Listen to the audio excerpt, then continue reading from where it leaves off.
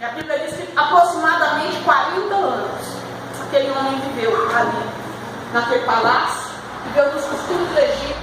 Eu tenho certeza que ele viveu do muito melhor, porque aquele povo tinha dinheiro, aquele povo tinha renda, aquele povo tinha tudo que o dinheiro podia comprar. Eles tinham do bom e do melhor. E Moisés foi criado dessa forma. Ele foi criado dessa forma. E aí a Bíblia diz que ele cresceu. Ele cresceu e ele que tomava conta das obras. Ele que tomava conta de tudo que era construído no Egito. E a Bíblia diz que num dia que ele estava ali historiando as obras, ele viu que o povo, um dos hebreus, estava sendo açoitado por um egípcio. Olha para você ver, irmão, como que funciona. Até então, sabe, ele não sabia qual que era a linhagem dele. Para ele era egípcio, para ele era do Egito. Mas a hora que ele viu um homem, sabe, da linhagem hebreia sendo açoitado, ele foi lá e matou quem estava açoitando o hebreu. E a Bíblia Sagrada diz que ele temeu e foi embora. Por que que acontece, irmão?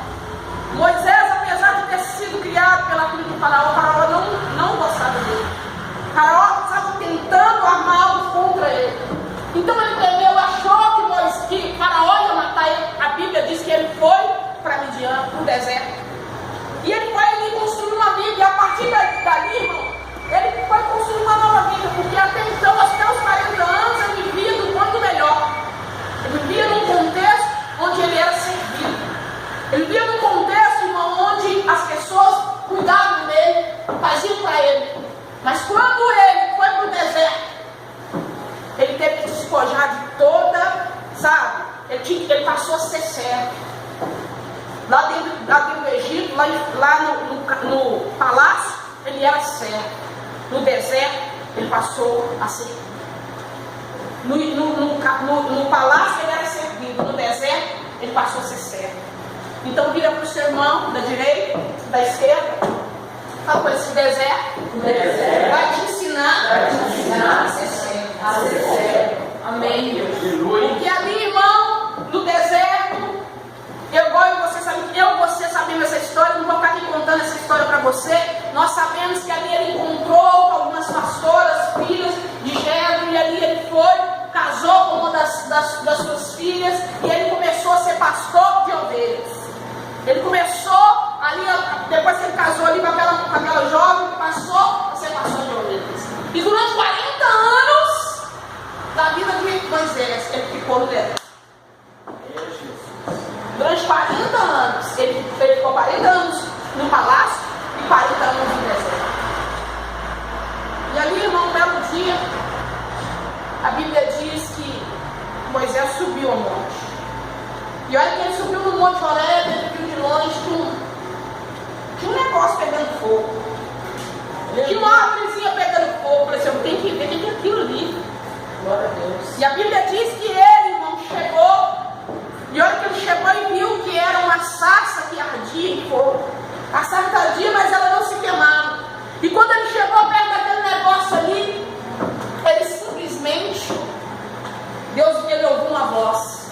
Falou assim: Moisés, tira a sandália dos teus pés, porque aonde tu pisa é lugar santo. E ali Deus começa a ter uma conversa com Moisés. Fala assim: Moisés, deixa eu dizer para você, eu ouvi o gemido do meu povo.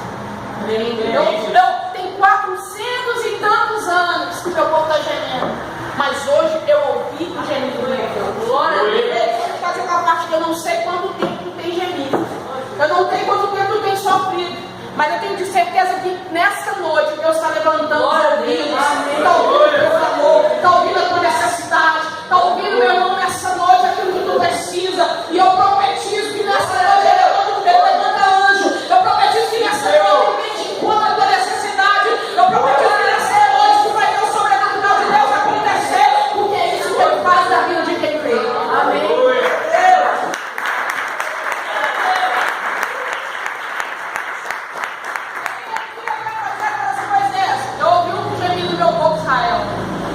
Meu povo tem 430 anos que está sofrendo. Desce lá. Vai lá. Você vai descer agora. eu vou te enviar a Faraó e você vai tirar o meu povo hebreu do Egito. Amém. E aí, irmão, eu comecei a analisar. Será por que Moisés aceitou isso? Por que Moisés aceitou essa proposta do Senhor? Foi porque Deus falou? Também. Mas, irmão, eu comecei a analisar, sabe? E eu consegui enxergar algumas coisas. Primeiro, irmão, sabe por que Moisés ele aceitou essa proposta do Senhor? Primeira coisa, por causa do sangue. Eita glória! Vira para o seu irmão assim, o sangue sempre fala mais alto. Eita glória! O sangue, irmão, ele tinha sangue hebreu. Oh glória! Ele tinha o sangue daquele povo. Então deixa eu dizer para você, o sangue sempre vai falar mais alto. E eu aprendi algo lindo hoje. Eu mais alguns irmãos, aprendi algo lindo hoje. O irmão o pastor estava ensinando, hoje pela manhã a gente foi num encontro.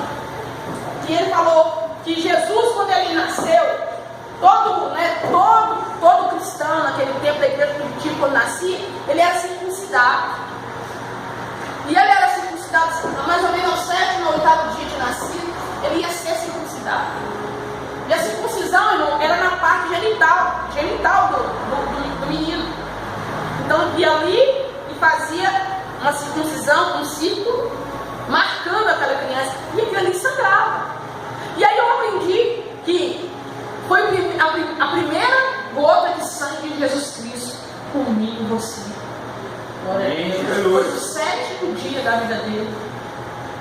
E aí, irmão, eu aprendi mais algo.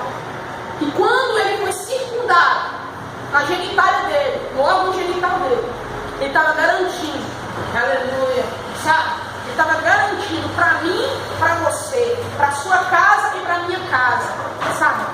Saúde, salvação, glória a Deus, sabe? Para minha geração e para a sua geração. Porque quando nós falamos, né, de órgão genital, a gente está falando de quê? De multiplicação, gerar vidas, né? Porque é fato. A gente usa o órgão genital para quê? Para multiplicar, para procriar, para gerar. Então, quando Jesus no 7º dia, quando ele foi circuncidado, ele garantiu que a sua geração, glória a Deus, uma geração abençoada. Amém. E não só isso, ele garantiu que a sexualidade da sua família fosse abençoada. Amém. Porque o negócio está estreito, eu aprendi isso hoje. Eu disse que é verdade, eu nunca tinha parado para analisar isso. Porque o sexo vem de Deus, irmão. E hoje, muitas vezes, esse negócio está meio desvirtuado hoje em dia. Mas ao 7º dia no 7º dia, quando ele foi circuncidado, ele garantiu para mim e para a sua geração, que a nossa geração, o sangue dele, garantiu algo sobrenatural também. O sangue sempre vai falar mais alto. Aleluia. O irmão vira para o seu irmão assim, o sangue sempre vai falar mais alto. Então deixa eu dizer para você, família que aqui está, o seu sangue sempre vai falar mais alto. Você que tem filho, você que tem esposa, você tem... O sangue de você sempre vai falar mais alto. Sabe? Moisés ali, irmão, o sangue falou mais alto. Ele tinha sangue hebreu. Foi por isso que ele foi lá, irmão. Foi por isso que ele entrou nesse contexto. Por isso que ele sabe, não, eu vou aceitar essa proposta, porque é o meu sangue que está crescendo, é o meu sangue que está sofrendo, é o meu sangue que está escravo, é o meu sangue que está sendo derramado. Ei, deixa eu dizer para você, você tem que fazer alguma coisa pelo teu sangue, você tem que fazer alguma coisa pela tua casa, você tem que fazer alguma coisa pela tua família, você tem que fazer alguma coisa pela tua geração, porque Jesus fez algo por nós, então você tem que fazer algo pela tua casa. Moisés se levantou porque ele entendeu que ele tinha que fazer algo pela casa dele. Glória a Deus. Então vira para o seu irmão e fala assim, o sangue tem que falar mais alto. Porque irmão, ele tinha sido criado como egípcio. Ele podia falar, não, eu sou egípcio, eu não sou hebreu. Mas o sangue fala mais alto. Irmão, você pode sair daqui de dentro, ir lá para a rua, fazer o que você quiser lá na rua. Mas um dia Jesus vai te chamar. Eita glória! E o sangue vai falar mais alto. Aleluia! O sangue vai falar mais alto. Não tem como, irmão.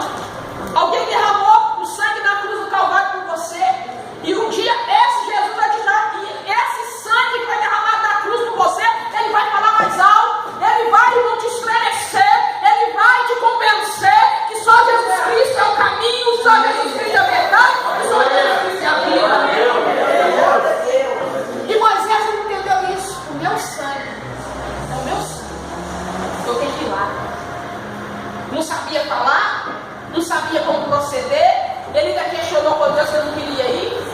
Mais ou menos 5 vezes ele falou, não, mas o sangue sempre fala mais alto.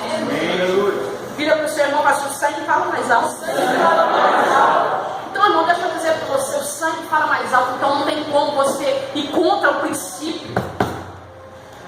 Não tem como ir contra esse princípio que é o sangue. O sangue de Jesus, irmão, ele falou mais alto lá na cruz do Calvário.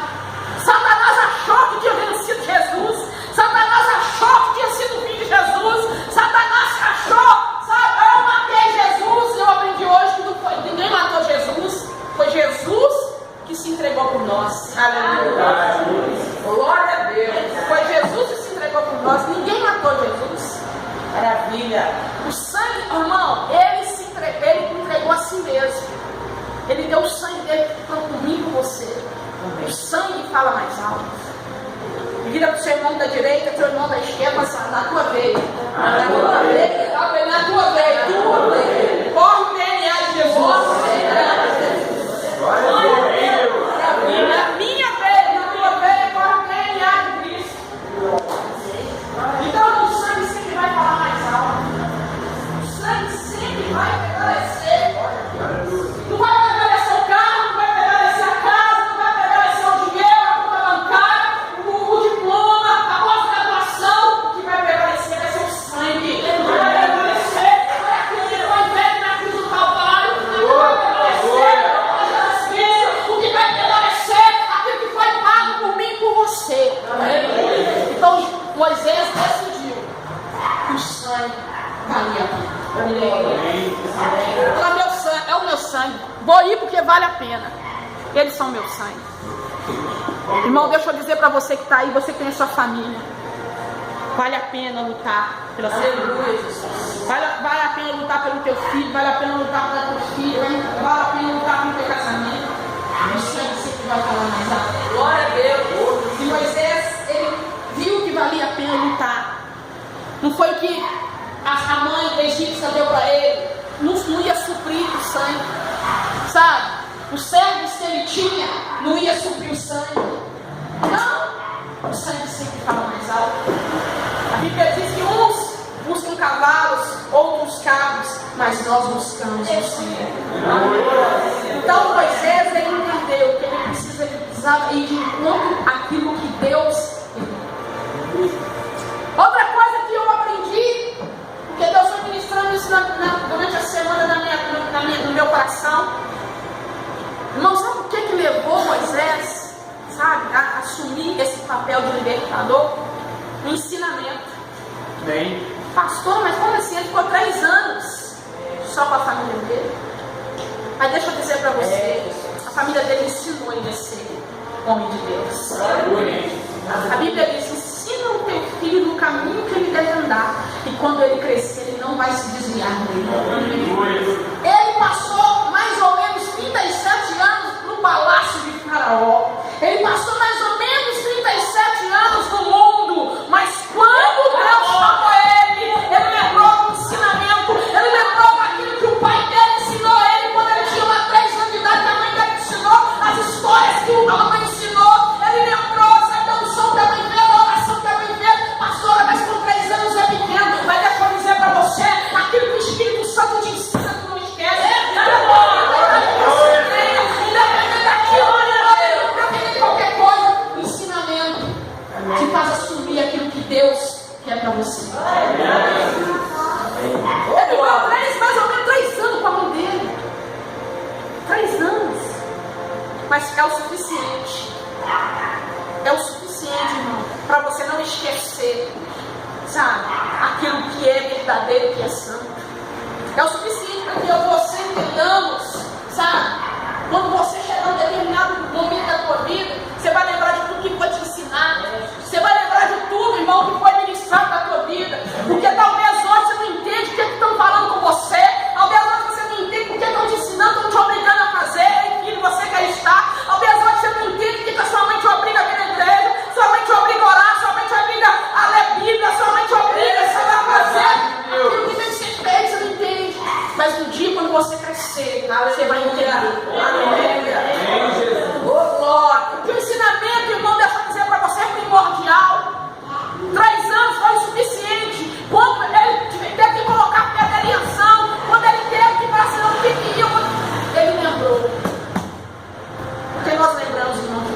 ministrado na nossa vida. Durante 3 anos foi ministrado fé no coração daquela criança. Durante 3 anos, a mãe, sabe, os irmãos, a família louvou ele, ensinou ele a orar, compôs histórias. Durante 3 anos, aquela criança já foi ministrada com a palavra do Senhor. Amém. Foi motivo de fé no coração dela. Aos outros 37 anos, ele simplesmente adormeceu. Mas um dia, irmão, tudo vem à tona. Verdade. Um ensinamento. Por isso que eu falo com você, pai, mãe, que está. Ensina o teu filho. Ensina o teu filho. Porque quando ele crescer, quando o mundo oferecer para ele alguma coisa, ele vai saber colocar na balança o que é melhor para ele ou não. Amém? Porque o mundo vai trazer banquete para o teu filho. Mas se no processo da vida dele, se tiver ensinado para ele a verdade, tiver ensinado para ele o caminho, tiver ensinado para ele os princípios, ele simplesmente vai escolher o caminho correto. Glória a Deus. Moisés escolheu o caminho correto. Com as suas limitações, com as suas dúvidas, sabe? Com as suas, indagações, mas ele escolheu o caminho certo. Amém. E aí outra coisa eu aprendo. Por que Moisés, ele aceitou essa proposta, aceitou ser o libertador? A coisa primordial, Deus. Amém. Deus. Vira para o seu irmão assim, você precisa de Deus. Você precisa de Deus na sua vida. Assim, Ele te conduzirá ao caminho da verdade, ao caminho da vitória. Amém.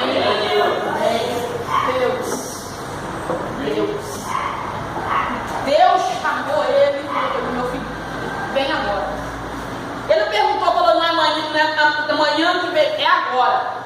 Vem agora, porque eu vou te enviar. Olha o que diz o versículo 10. Vem agora, e eu te enviarei a Faraó, para que tires o meu povo, os filhos de Israel, do Egito. Amém. Vem agora. Deus, irmão, Ele aceitou essa proposta porque é um Deus poderoso, um Deus santo, um Deus vivo. Chamou ele. Oh, glória. Porque lá, irmão, Deus no ventre da mãe dele, ele tinha sido escolhido. Deus no ventre da mãe dele tinha sido separado.